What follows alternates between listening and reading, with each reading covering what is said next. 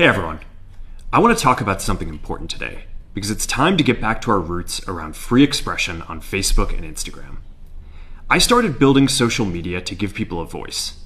I gave a speech at Georgetown 5 years ago about the importance of protecting free expression, and I still believe this today. But a lot has happened over the last several years. There's been widespread debate about potential harms from online content. Governments and legacy media have pushed to censor more and more. A lot of this is clearly political, but there's also a lot of legitimately bad stuff out there. Drugs, terrorism, child exploitation. These are things that we take very seriously, and I want to make sure that we handle responsibly. So we built a lot of complex systems to moderate content. But the problem with complex systems is they make mistakes. Even if they accidentally censor just 1% of posts, that's millions of people. And we've reached a point where it's just too many mistakes and too much censorship. The recent elections also feel like a cultural tipping point towards once again prioritizing speech. So we're going to get back to our roots and focus on reducing mistakes, simplifying our policies, and restoring free expression on our platforms. More specifically, here's what we're going to do. First, we're going to get rid of fact checkers and replace them with community notes similar to X, starting in the US. After Trump first got elected in 2016, the legacy media wrote non-stop about how misinformation was a threat to democracy. We tried in good faith to address those concerns without becoming the arbiters of truth. But the fact-checkers have just been too politically biased and have destroyed more trust than they've created, especially in the US.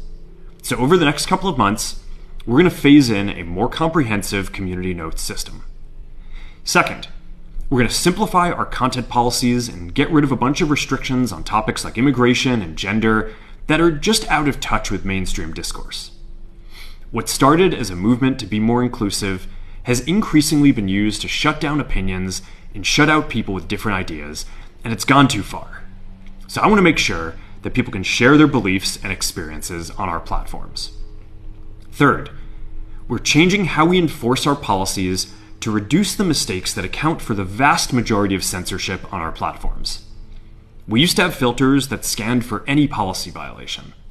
Now, we're going to focus those filters on tackling illegal and high-severity violations. And for lower severity violations, we're going to rely on someone reporting an issue before we take action. The problem is that the filters make mistakes, and they take down a lot of content that they shouldn't.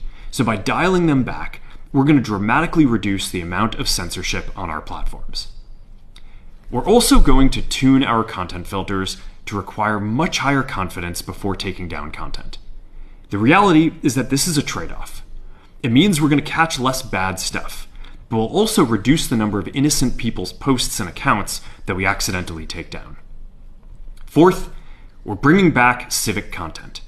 For a while, the community asked to see less politics because it was making people stressed. So we stopped recommending these posts. But it feels like we're in a new era now, and we're starting to get feedback that people want to see this content again. So we're going to start phasing this back into Facebook, Instagram, and Threads while working to keep the communities friendly and positive. Fifth, we're going to move our trust and safety and content moderation teams out of California, and our US-based content review is going to be based in Texas. As we work to promote free expression, I think that it will help us build trust to do this work in places where there is less concern about the bias of our teams. Finally, we're going to work with President Trump to push back on governments around the world that are going after American companies and pushing to censor more. The US has the strongest constitutional protections for free expression in the world. Europe has an ever-increasing number of laws institutionalizing censorship and making it difficult to build anything innovative there. Latin American countries have secret courts that can order companies to quietly take things down. China has censored our apps from even working in the country. The only way that we can push back on this global trend is with the support of the US government. And that's why it's been so difficult over the past 4 years when even the US government has pushed for censorship. By going after us and other American companies, it has emboldened other governments to go even further. But now we have the opportunity to restore free expression, and I am excited to take it. It'll take time to get this right, and these are complex systems. They're never going to be perfect. There's also a lot of illegal stuff that we still need to work very hard to remove. But the bottom line is that after years of having our content moderation work focus primarily on removing content, it is time to focus on reducing mistakes, simplifying our systems, and getting back to our roots about giving people voice. I'm looking forward to this next chapter. Stay good out there, and more to come soon.